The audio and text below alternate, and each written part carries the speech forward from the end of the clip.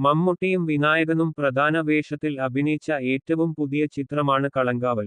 Jithin K Jose സംവിധാനം ചെയ്ത ചിത്രത്തിന് മികച്ച പ്രതികരണമാണ് ലഭിച്ചത്. ഇപ്പോഴിതാ ചിത്രത്തിന്റെ OTT റിലീസ് പ്രഖ്യാപിച്ചിരിക്കുകയാണ്. ജനുവരി 16-ന് സോണി ലിവിൽ ചിത്രം സ്ട്രീം ചെയ്യാൻ ആരംഭിക്കും.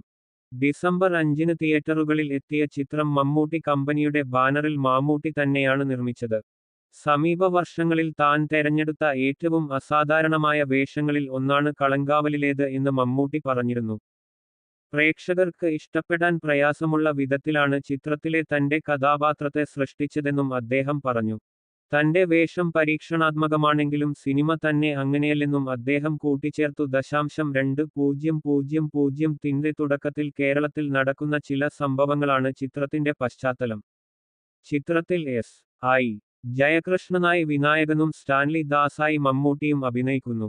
ജിബിൻ ഗോപിനാഥ്, രജിഷ വിജയൻ, ശ്രുതി രാമചന്ദ്രൻ, ഗായത്രി അരുൺ എന്നിവരും ചിത്രത്തിൽ പ്രധാന വേഷങ്ങളിൽ എത്തുന്നുണ്ട്. ആദ്യം നവംബർ 27-ന് തിയേറ്ററിൽ എത്തുമെന്ന് പ്രഖ്യാപിച്ചിരുന്ന ചിത്രത്തിന്റെ റിലീസ് ഡിസംബർ 5-ലേക്ക് നീട്ടുകയായിരുന്നു. ദുൽഖർ സൽമാന്റെ വേഫ്രർ ഫിലിംസാണ് ചിത്രം കേരളത്തിൽ വിതരണത്തിനെത്തിച്ചത്.